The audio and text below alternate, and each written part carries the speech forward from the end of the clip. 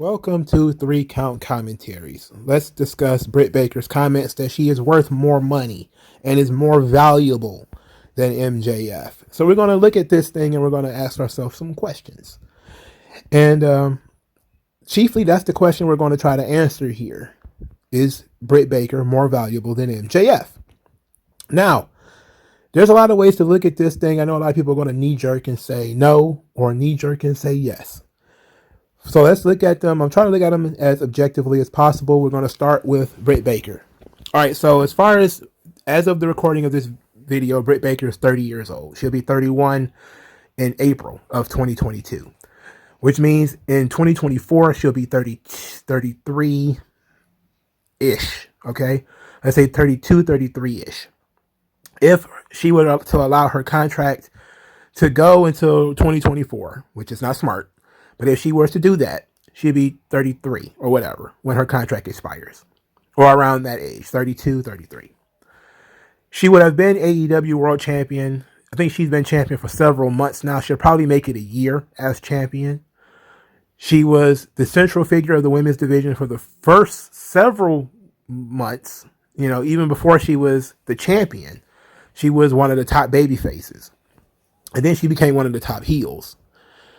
Now, we're 3 years into AEW. She's been champion for about a year. She was a top face around that time. Before that, she suffered several injuries, a broken nose, broken wrist. She's been in a wheelchair due to the way the division is booked. Now, looking at her age, at 32 or 33, she would not be some old maid that's too old to main event and too old to be a star. That's just, no. She will still be young enough to have a run. Now, if we compare her to the top women in WWE, she's younger than all of them, with the exception of Sasha Banks. I think her and Sasha Banks are probably in the same age range, and Bianca Belair. I think they're all in that early 30s age range. So she can hang with them. Charlotte and Becky are a little older. You know, I think they'll both be somewhere near 40 or probably over the age of 40. In 2024. That doesn't mean they'll be gone, but it means that they may start to actually get phased out. Now, age is very important because, you know, especially for athletes in general, the older you are, the more likely you are to have a lot of injuries, which I said Britt Baker has a lot of injuries already, which of course affects your value in the long term. But you also have to deal with, when it comes to women, looks. Now, as much as people want to talk about looks don't matter, look, you know, that's not fair, yada, yada. No. We're dealing in reality. We're not dealing in how things should be. We're dealing with how things are. You know, Britt Baker will not be much older in her face right now than she will be in 2 or 3 years. Only hope that she can not gain too much weight. You know, that can always rapidly change if she can start gaining a bunch of weight. Don't see that happening. All right. So if she hits the gym, stays in good shape, assuming she stays exactly how she is right now, in 2 or 3 years, she'll still be in her prime physically, but she would have had some serious injuries, concussion issues, broken nose, broken wrist, yada, yada, yada. WWE is going to take all that into account. All right. Now, I'm saying WWE because who else is going to be able to pay what Britt Baker wants to bring her in? Nobody else, right? So it's basically a WWE AEW thing, or she could go to Japan if she wanted to, I guess. You know, in that situation, now let's look at her talent in terms of promo and ability and stuff like that. She's a good wrestler. You know, well, she's good for that division. She's a good promo for that division. I should just let me put everything in its proper context. When I say she's good, I mean she's good for that division. Now, how does she compare to the women in WWE? She's no Becky Lynch. She's no Charlotte. Is she a better promo than, let's say, Sasha Banks? Well, Sasha Banks is a terrible promo these days. You know, I don't know what happened after her sabbatical, but she's not really all that. She hasn't cut a really good promo since she came back. You know, Bianca Belair kind of is okay as a promo. That's not her strong suit, but she has a really vibrant personality. Most of the other chicks that are at the top of WWE right now, not really that great in terms of promo. All right. Now, we have to look at, because it's WWE, we got to look at the chamber. You know, how deep is the bullpen? So now you have to go into, let's say they don't fire anybody. You know, Xia Li's older than Britt Baker, so she doesn't need to take into her into account. Shotzi is younger than Britt Baker. She's only like 26 or 27. Aaliyah, I believe, is also younger than Britt Baker. Liv Morgan, I think, is also younger than Britt Baker. They would have had years in the system already, so maybe Britt Baker as a transfer star would get more preferential treatment than they are. But WWE prefers and will always push their young stars that they made themselves, which means we have to go to NXT. So there's 2 or 3 talents that are in NXT that are pretty important. Cora Jade is one of them. She's only 20 right now, which means she'll be 22 in 2024. That's much younger than Britt Baker. If Tiffany Stratton turns into something, she'll only be 24 in 2024. That means that girl was born in 2000. Like, I feel like an ancient old man. These are just prospects. They could always burn out, flame out, get injured, and never come back. They could always just quit and walk away. Who knows, right? We don't know what's going to happen. These are just prospects. And things, of course, will always change with injuries and contract disputes and creative problems and all this kind of stuff. So we're just looking at things as they are right now, but progressing them in 2 years. Britt Baker will probably be better in 2 years than she is right now. But the likelihood of her being more over, not as much. I don't see how she could possibly get over more than she's already had by getting involved in that bloodbath. I just don't see her getting over much more. Now, could she become a little bit more mainstream? Maybe. I think if she became more mainstream, WWE would come calling. But if she was just known in the AEW circles, just kind of a big old shrug. They just see her as a high-priced indie talent, and she would more likely be brought in to sort of take the place of, I'm guessing, let's just assume somebody like Charlotte or Becky is going to be on their way out. That's what her place would be, to sort of replace the outgoing Charlotte and Becky or something like that, or being that what Ric Flair was, you know, a high-priced guy from the outside who we just going to use him to test our top guys. You know, they do that sometimes. You know, did it with AJ Styles. They did it with Ric Flair. They could do it with Britt Baker too. Now, the edge that Britt Baker does have over MJF is that she's female, which means that in the world, females are going to get more chances than guys, and there's fewer female wrestlers than guys. There's fewer good female wrestlers than guys. There are fewer good female personalities than guys. Britt Baker is also pretty average sized for a woman. She's probably about 5'5", 5'6", you know, as opposed to, I don't know, Nikki or Liv, who are tiny. You know, Britt Baker is not tiny in comparison to them. She's bigger than they are, if I remember correctly. I'm just going off of memory. I don't have a ruler, you know, a measuring tape. So she's got a good chance of WWE wanting to bring her in, but we have a better chance of AEW fans pushing her out. There is something with the indie fans where they will make the argument that once you had a long title reign, like Britt Baker is having right now, once that's over, the going back to you, they will kind of frown upon that. They don't mind if you get it the one time and you hold it for a good long while. But once you've had it, they tend to say you've had your turn. It's somebody else's turn. This is the shit we see on the independents all the time. That guys are quote unquote main event guys only for a certain length of time, and then they almost never go back to being main event guys. You know, like a Jay Briscoe in Ring of Honor. You know, like, oh, he's a champion forever. And then, like, once that title reign was over, though, it was like, okay, you know, do we ever go back? Not really. WWE kind of revisits that stuff sometimes. If you're a top guy like a Randy Orton, it may be some time between your last title win and your newest one. but there's no doubt that you're eventually going to get back there. On the independents, there's almost a feeling that you should never really go back. That's when you get super pushed. Like, oh, you had that one long title run, and then you're going to get another one? That's not fair. It's someone else's turn. You're shoving her down our throat. Yeah, people get like that. And since AEW caters to that fan base, that's the fan base who will do all of the complaining. So that's all we can take into account for Britt Baker. MJF, the only thing he's got against him is that he's short. He's very short. He's younger than Britt Baker by like 5 or 6 years. I think he's 5 years younger than Britt Baker, so he's 25. He's short. He just can't overlook it. If a bidding war was to occur for MJF, WWE is going to say, how tall is he? He's short. They're going to be like, oh, he's a midget. What the fuck?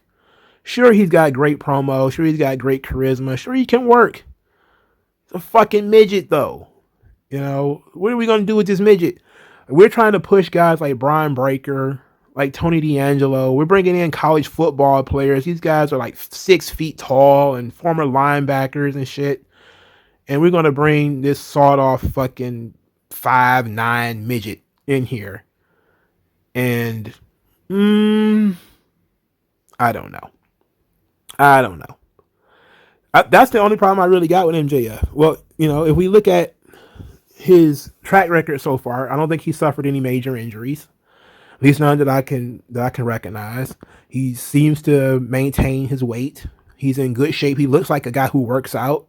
Maybe he's not shredded, but he looks like a guy who stays in shape. He looks like a guy who works out. Don't see that changing. Don't know how he will work in a scripted environment. That's going to be the major thing. I believe Britt Baker's promos are scripted, by the way. MJF, I can believe a lot of his stuff is off the cuff. At least a little bit of it is ad lib. I think there's a lot of scripts in AEW, just people don't want to admit it. But Britt Baker, you can see the strings on her promos a little bit easier than you can see on MJF's. So that will be a knock. Can he really work in a scripted environment? Which, you know, can we operate with MJF in the environment of him constantly getting hit in the face with pies and covered in goop and falling down the mine shaft and all that shit WWE likes to do to heels, especially ones who are very mouthy, like The Miz and MJF. They constantly get knocked down and pushed over and thrown over the top rope and got his suit ripped off of him and all that kind of shit. You know, I think he has enough intensity and enough character that he could be able to pull it off. You know, if it was done right. The only problem, like I said, is he's fucking short. But he also has a positive against him in the AEW space. Is even though he's been around for a while, he's been overprotected as far as AEW talent is concerned. He's overprotected.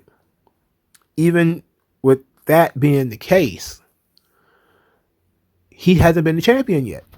Which means there's still a hill for him to climb. There's still something for him to do. And that's going to be the biggest knock against Britt Baker, is that they put the belt on her. Once the belt is gone, you know, there's always the threat that she could win the belt back. But there's going to be people who are going to be like, that hardcore fan base. But what makes it the worst is that Tony Khan is so responsive to that hardcore fan base. So sure, they could have Britt Baker as a 5-time women's champion. But how many times before people get pissed about it and start saying she's Jeff Jarrett or some shit? You know? At least with MJF, he's been around the entire time that AEW's been there. He's been involved with some really top-rated feuds. I don't know about the quality of them, but he's been tangling with top main event guys. But he hasn't won the title yet. And winning the title is the last thing that he has to do. Once he wins the title, if he was ever to get it within the next 2 years, I think that would probably be it. Now, if I was either one of these talents, would I be talking about my contract now? Yes. Why? Because shit. Why wait until the last minute? You don't know what injuries could occur within the next 2 years. Are you ever going to be more relevant to AEW than you are right now? To be quite honest, you could actually, lose value between now and 2024. There's always that option too. Again, you never know, especially with Britt Baker working in that division. You never know which one of these ill-trained idiots are going to drop Britt Baker on her head and she loses like a year of her career or some shit like that. So she needs to really consider right now that of re-signing a big money deal. Now, if I had the cash, would I be investing in Britt Baker or MJF? I think there are MJF. The problem is he's male, which means if you miss out on the MJF sweepstakes, let's say, then he is one really good promo, one really good wrestler who is not in WWE. And it's like, but you're trying to make those in NXT, and then there will be others who aren't as small as he is. When it comes to Britt Baker, because there are so few women who can cut promos and wrestle, her value is inflated by that portion. It's because she's female. And WWE and AEW, and Impact all have very thin female rosters of women who could possibly cross over and become big stars. That would be the only thing that I would say Britt Baker has an advantage over MJF over. If I have a solid enough main event scene full of guys, I don't need MJF. If I have a solid main event scene of women, I could still use Britt Baker. Because, again, you never know what's going to happen. MJF is not going to come into WWE and dominate and be a top guy. He's a midget. Again, and they're constantly trying to create new stars, football players, and shit like that. All right? That's constantly going to be on their mind. Even if you have the young chicks that you will bring in from NXT, from the NIL program, and all that kind of stuff, Britt Baker will still be young enough to work with them. She'll be seasoned enough, especially in being a top spot, to be able to handle it. The only problem you will have is that she has a history of injuries, concussions and stuff. And I think when we're looking at it from a risk and reward situation, I think I would still take MJF. Because MJF seems to be a little bit more versatile than Britt Baker. He can, come up with off the cuff a little bit more than she can. And he doesn't have that history of injuries. But I think they both have tremendous value to AEW. And if I was Tony Khan, I'd re-sign both of them as fast as I could and not risk losing them to WWE. But I definitely see MJF signing with WWE and then getting lost in the shuffle, being a lot like EC3 was. Good looking guy, great promo, never really given a chance, for whatever reason. I think EC3 is mostly politics. He looked great too. He's mostly politics. But for MJF, it'll be his size. They just would not see him as a credible contender against a guy like a Roman Reigns. And if you put him in that position, a Braun Breaker, just don't see him as being a top threat to those guys. While Britt Baker, I could see her being a threat to Becky and Charlotte and Sasha and Bianca and all of them. She definitely fits in there, even in 2 years. Granted, she can stay healthy. So I would probably go with MJF personally, but I think smart money and building a roster, you probably would go with Britt Baker. Because your women's division, especially in today's climate, is going to be very important. And people are going to be expecting you to invest in your women's division the same as you invest in your men's division. So if I was WWE, I would definitely hire Britt Baker over MJF. Because you can find taller guys who can do what MJF does. It's going to be a little bit more difficult for you to find seasoned wrestlers like Britt Baker. I know. Kind of weird, but I agree with her on this one. All right, what do you guys think? Like, share, and subscribe. I'll talk to you guys later, man. Peace out.